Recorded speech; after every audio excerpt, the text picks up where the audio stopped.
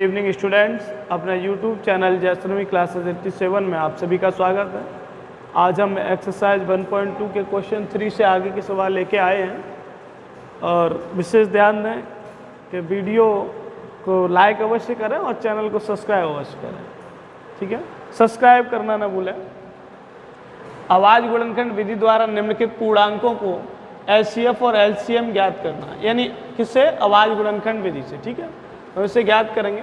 12, 15, 21 है, तो देखें 12 इसके फैक्टर काटेंगे, 2 दूनी 4, 3 12, 15 के काटेंगे 3 इंटू 5 5 15, 21 के काटेंगे 3 गुणा 7।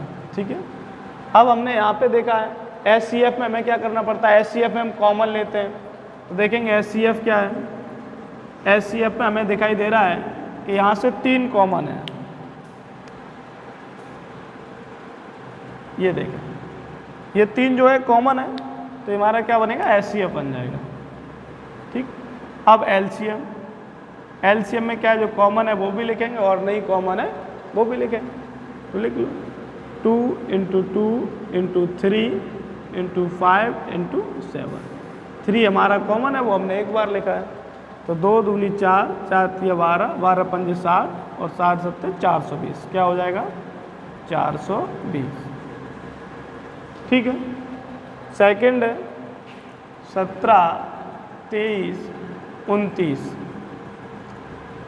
तो 17 का भी कोई गुणनखंड नहीं है, केवल एक ही रहेगा 17, 23 का 23 और 29 का 29। तो यहाँ पे देखेंगे इसका एचसीएफ क्या कोई कॉमन है? कुछ भी कॉमन नहीं है, तो एचसीएफ क्या हो जाएगा? एचसीएफ इसका हो जाएगा 1।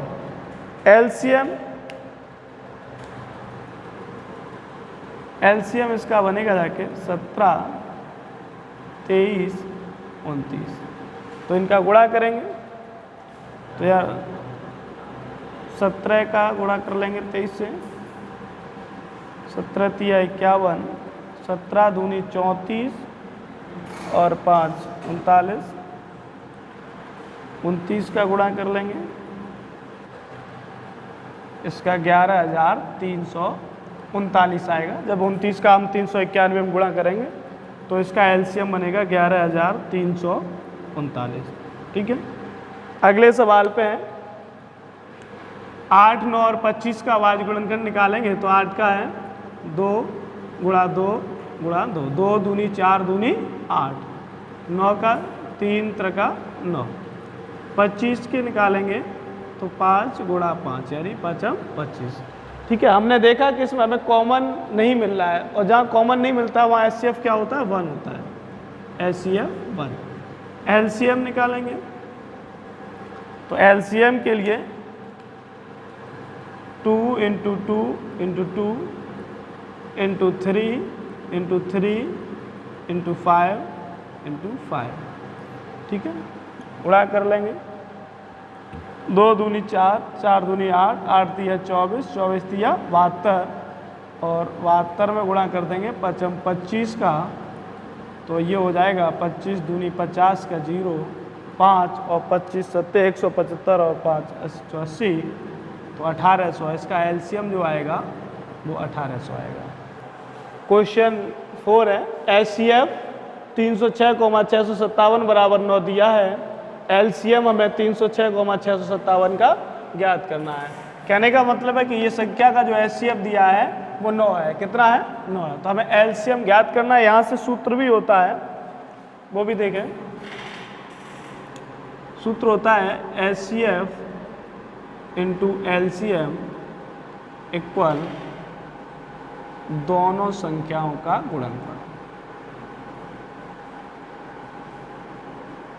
इसे हम ऐसे भी लिख सकते हैं एचसीएफ इंटू एलसीएम इक्वल पहली संख्या इंटू दूसरी संख्या।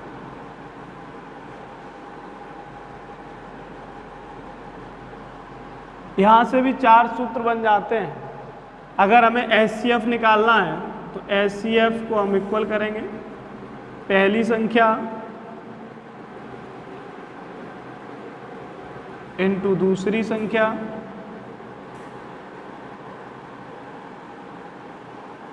अपॉन इधर एलसीएम जो इनटू है वो इधर डिवाइड में आ जाएगा एलसीएम। अगर हम एलसीएम निकालेंगे तब भी पहली संख्या इनटू दूसरी संख्या अपॉन एचसीएफ जो इधर इनटू वो इधर डिवाइड में। अगर हम पहली संख्या का निकालेंगे, पहली संख्या तो हो जाएगा एचसीएफ इंटू एलसीएम इक्वल जो दूसरी संख्या इनटू में है वो डिवाइड में आ जाएगी दूसरी संख्या। और दूसरी संख्या का अगर सूत्र है एचसीएफ इंटू एलसीएम अपॉन पहली संख्या। ठीक है, यहाँ से ये चार सूत्र भी बन जाते हैं। तो हम फिलहाल क्वेश्चन पे चल रहे हैं। तो एचसीएफ 306,657 का 9 दिया और हमें एलसीएम ज्ञात करना है। क्या ज्ञात करना है? एलसीएम। एलसीएम हमें ज्ञात करना है। तो देखेंगे एलसीएम ज्ञात करने के लिए सूत्र है पहली संख्या इनटू दूसरी संख्या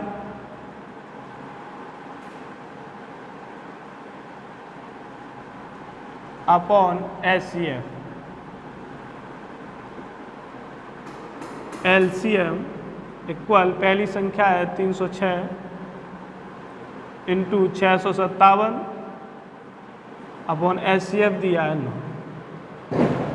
यहाँ से देखेंगे संख्या कट रही है तो काट देंगे, 9 से कट रहा है, 9 तिया 27 बचेंगे 3, 36, 9 चौक 36। तो कट रहा है एलसीएम 34 गुणा 657। इसका जो है मल्टीपल कर लेंगे। अगर हमें कैलकुलेशन बताए तो ठीक है, नहीं तो हम नीचे कर लेंगे। 657 का कैलकुलेशन करेंगे। ठीक है, 4 सत्ते 28, 2 हासिल, 4 पंजे 20 और 2 22, 4 छिंग 24 और 2 26। 3 से करेंगे 3 सत्ते 21, 2 5 15 और 2 17, 1 हासिल, 6 18 और 1 19। ऐड कर दो 8, 2 और 1 3, 7 और 6 13 की 3, 1 हासिल हो जाएगी 10 और 2 12, 1 हासिल 2, 22,338। इसका जो एलसीएम बनेगा वो 22,338। चलो देखें अगला क्वेश्चन है। जांच कीजिए क्या किसी प्राकृतिक संख्या n के लिए संख्या 6 पे पावर n अंक 0 पर समाप्त हो सकती है। इस सवाल को हम दो तरह से आपको बताएंगे, छोटा भी है और थोड़ा लेंथी भी है। पहले तो अगर हम इस सवाल को चाहें तो ऐसे ही फिनिश कर सकते हैं। जैसे 6 पे पावर n लिखा है तो हम इस सवाल को यहाँ से छोटे में देखेंगे तो क्या हो जाएगा, 6 पे पावर n को हम लिख सकते हैं 2 इंटू 3 पे पावर n और लिख देंगे यह संख्या 0 पर समाप्त नहीं हो सकती है। लिख दो, लिखना चाहो तो यह संख्या क्या 0 पर समाप्त नहीं हो सकती है। ठीक, और दूसरा थोड़ा देखें कि अब ये कह रहा है कि प्राकृतिक संख्या है, तो ये कहाँ पे प्राकृतिक संख्या हमारी 1 से स्टार्ट होती है, यानी 1 2 3 4 डॉट डॉट डॉट। ठीक है, तो अब यहाँ पे 6 पे पावर n लगा है तो हमने ये सब n बराबर है तो 6 पे पावर n है तो हम इसे लिखेंगे 6 पे पावर 1 तो क्या हो जाएगा 6। हमने 6 पे n बराबर 2 ले लिया तो 6 पे पावर 2 है, कितना हो जाएगा 36 हो जाएगा। ठीक है, n पे n बराबर 3 लिया तो हमने 6 पे पावर 3 हो जाएगा, 6 का 36 का 216 हो जाएगा।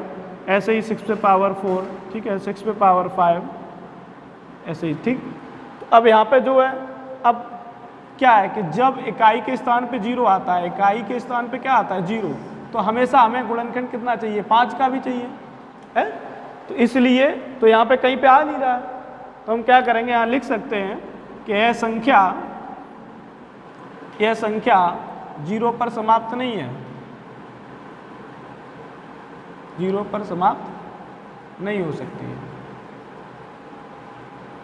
ठीक है, यहाँ से चाहे ऐसे कर लें और यहाँ से चाहे ऐसे कर लें, क्योंकि किसी भी संख्या को क्या करना होता है कि हमें 2 इंटू 2 पे पावर m इंटू 5 पे पावर n करना होता है, तो नहीं हो रहा है। क्या हो रहा है, तो इसे हम कैसे, 6 पे पावर n है तो ये हो रहा है 2 पे पावर m इंटू 3 पे पावर n हो रहा है ना। तो इस तरह से हम इसे लिख देंगे कि यह संख्या 0 पर समाप्त नहीं हो सकती। अगला क्वेश्चन है, और ये कई बार बोर्ड परीक्षा में पूछा भी गया है, तो कह रहे हैं कि व्याख्या कीजिए कि 7 इंटू 11 इंटू 13 प्लस 13 और 7 into 6 into 5 into 4 into 3 into 2 into 1 plus 5। पूछा गया है कि भाज्य संख्याएं क्यों हैं। हमें ये व्याख्या करके बताना है कि ये संख्याएं भाज्य संख्याएं क्यों हैं। देखें 7 इंटू 11 इंटू 13 प्लस 13 और की जगह हम बराबर का प्रयोग कर सकते हैं, या पहले हम ऐसे सॉल्व कर लें और बाद में ऐसे सॉल्व कर लें, तब भी कोई दिक्कत नहीं है। 7 into 6 into 5 into 4 into 3 into 2 into 1 plus 5। देखिए अब क्या है कि हमें बोर्ड मास पढ़ा है, जानते हैं, पहले मल्टीपल है तो पहले मल्टीपल करेंगे फिर ऐड करेंगे। अब हम गुणा करेंगे तो हमें एक साथ सभी का गुणा हो जाए, नहीं हो पाए तो आसानी से कर सकते हैं। देखें 11 का पहले 7 से करेंगे, 11 7 77। अब हमें 77 का 13 से डायरेक्ट नहीं कर पा रहे हैं, कोई बात नहीं, यहाँ पे लिख लीजिए प्लस 13। अब 13 का कर दीजिए, 13 7 91, 9 हासिल हो जाएंगी, 13 7 91 और 9 100 प्लस 13। ठीक है, इधर देखें 7 6 42 और 7 6 42 पंजे हमें नहीं पता है, कोई दिक्कत नहीं। 7 6 42 गुणा, अब यहाँ से देखिए 5 चौक 20, 20 तिया 60, 60 दूनी 120 और 120 का भी 1 से गुणा करेंगे तो 120 प्लस 5। ठीक है, अब यहाँ 0, 12 दूनी 24 की 4, 2 हासिल, 12 चौक 48 और 2 50 प्लस 5 है। ठीक है, 5040 में जब 5 जोड़ देंगे तो 5045, इधर 1001 में 13 जोड़ देंगे तो ये हो जाएगा 1014। ठीक है, अब जब हमने यहाँ तक कर लिया, अब हमें गुणनखंड काट देना है, तो 1014 गुणनखंड काट दो। 2 से 2 पंजे 10, 1 कटेगा नहीं, 2 7 14। अब हमें 3 से 4 से 5 से कट रहा है, कोई दिक्कत नहीं कट रहा है छोड़ दीजिए, क्योंकि हमें गुणनखंड काटने की आवश्यकता ही नहीं है। हमें सिर्फ बताना है कि भाज्य संख्याएं क्यों है, तो हम क्या करेंगे डायरेक्ट 507 से ही काट देंगे। ठीक है, ऐसे इधर देखेंगे 5045, 5 से कट रहा है काट दो, नहीं कट रहा है 5 9 45, किसी से भी मत काटो, डायरेक्ट काट दो 1 9 से। क्यों? क्योंकि हमें भाज्य संख्या बताना है। अब देखिए भाज्य संख्या बताना है, भाज्य संख्या की एक डेफिनेशन है कि वह संख्या जो स्वयं से, एक से और अन्य तीसरी संख्या से विभाजित हो जाती है तो भाज्य संख्या कहलाती है। अब यहाँ पे हमारी देखिए 1014 स्वयं से भी विभाजित हो रही है, 1 से भी हो रही है, 2 से भी हो गई और 507 से भी हो रही है, तो हमें केवल भाज्य संख्या ही तो दिखाना है। यहाँ पे हम लिख भी सकते हैं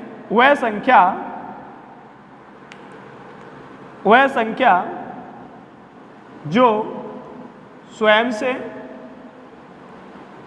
और 1 से तथा अन्य तीसरी संख्या से, तीसरी संख्या से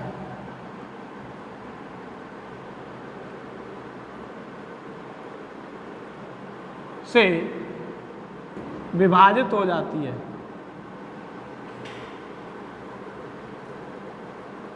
विभाजित हो जाती है, भाज्य संख्या कहलाती है। भाज्य संख्या कहलाती है। ठीक,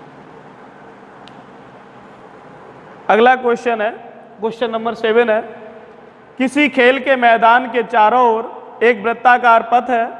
इस मैदान का एक चक्कर लगाने में सोनिया को 18 मिनट लगते हैं, जबकि इसी मैदान का एक चक्कर लगाने में रवि को 12 मिनट लगते हैं। मान लीजिए वे दोनों एक ही स्थान और एक ही समय पर चलना प्रारंभ करके एक ही दिशा में चलते हैं, तो कितने समय बाद वे पुनः प्रारंभिक स्थान पर मिलेंगे। देखिए इसमें समय भी दिया है, ठीक है, और समय के साथ पुनः प्रारंभिक स्थान पर मिलने की बात कही है।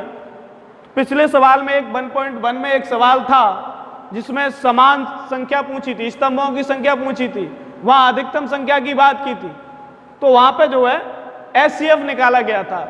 इस सवाल की बात करें तो यहाँ पे एलसीएम निकालेंगे। क्या निकालेंगे? एलसीएम। इसमें सवाल में जो पूछा गया है हमें वो कहा गया है कि किसी खेल के मैदान के चारों ओर वृत्ताकार पथ है, तो सोनिया को 18 मिनट लगते हैं और रवि को 12 मिनट लगते हैं। तो संख्याएं दो निकल के आ रही हैं, क्या 18 मिनट और 12 मिनट। तो 18 और 12 का हम एलसीएम निकालेंगे। 2 ने 18 है, 2 छिंग 12, 2 से 9 कटेंगे नहीं, 2 तिया 6, 3 से काटेंगे 3 त्रिका 9, 3 एकम 3 और 3 एकम 3। ठीक है, तो 18 12 का ये हो जाएगा 2 गुणा 2 गुणा 3 गुणा 3, 2 दूनी 4 तिया 12 तिया 36। यानी मिनट की बात करता है तो हमें जो कितना मिनट लगेगा, 36 मिनट लगेगा। उन्हें पुनः प्रारंभिक स्थान पर वे पहुंचेंगे, पुनः प्रारंभिक स्थान पर मिलेंगे, स्थान पर मिलेंगे। देखें, कोई भी चीज़ अगर समझ में ना आए तो आप कमेंट बॉक्स में हमें अवश्य बताएं, कमेंट करें, लेकिन चैनल को सब्सक्राइब अवश्य करें। धन्यवाद।